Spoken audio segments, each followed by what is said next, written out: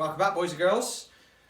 I'm showing off my inner Sophie Bars with fashion. I see how I'm setting a trend now and lots of people copying me online. Okay. Workout we've got for Wednesday this week.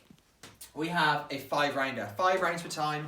You're going to move through 40 double unders and then 20 goblet squats. Okay, we're looking for this one to be short and fast. We think the quick times today are going to be in and around the 8-minute mark. However, more than likely, somewhere up around that 10 to 12 minutes, okay? We want to push you today to see how unbroken you can potentially go. Can you keep those goblet squats unbroken? For those of you who've got the big, heavy kettlebells, Mike Hart, Ben Warwick, you've got 40s, okay? Can you stay unbroken on those squats? I'll be really impressed if we do, all right? If we haven't got something so heavy, that's not a problem. See if we can pick that pace up, go a little bit quicker. Try and stay as broken as we can, okay? If we haven't got double unders, obviously we can scale back to regular skips.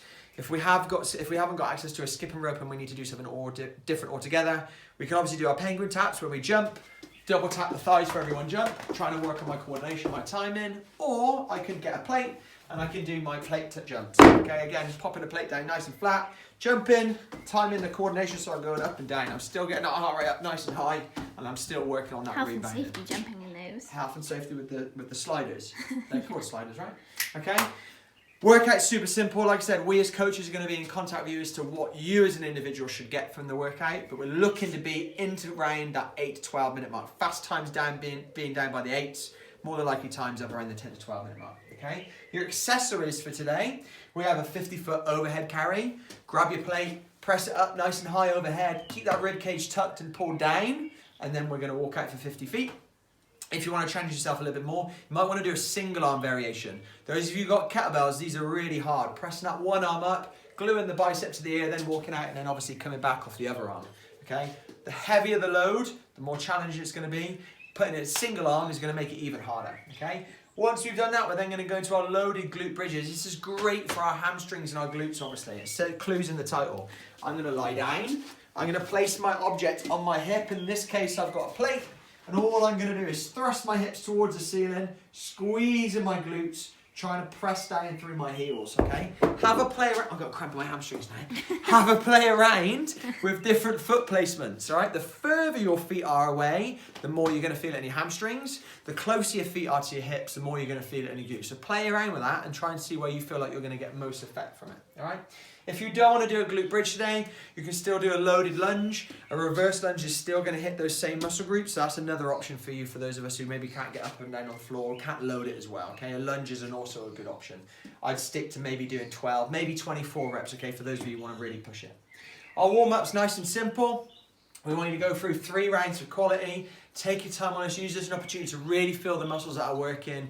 Get a little bit of a sweat on and just enjoy switching off for some time.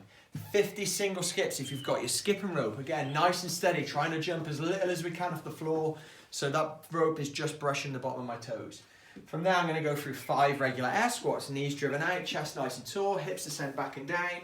I'm gluing my feet to the ground, trying to make sure that my knees are tracking my toes rather than on the inside. No guy has ever looked sexy with Birkenstocks and knees caving in. That's not a good look.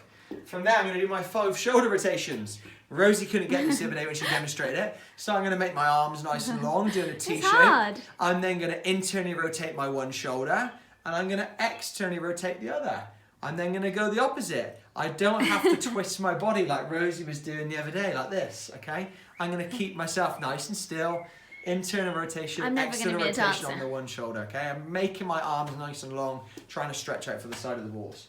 From there, I'm going to go my kettlebell or my dumbbell swings. I don't have access to a kettlebell, so I'm going to hold the kettlebell and I'm just going to go to eye level. I'm squeezing my glutes and keeping my chest tall. I saw Walt the other day on a video, holding it with 2 hands and then firing it overhead. You can obviously do that as well. What should it hit the top? I can obviously do that as well if the head of the dumbbell is too big for my hands, okay? From there, my final part is going to be my pigeon stretch. This is really important for those of you who are finding that you're spending a lot of your day sitting down, okay? I know these Netflix series are getting really popular. I know some of the ladies in the group have told each other that they should be watching this chick flick, Normal People or whatever it is. Okay, I know some of you girls are into that. Pigeon stretch, let me get back on track.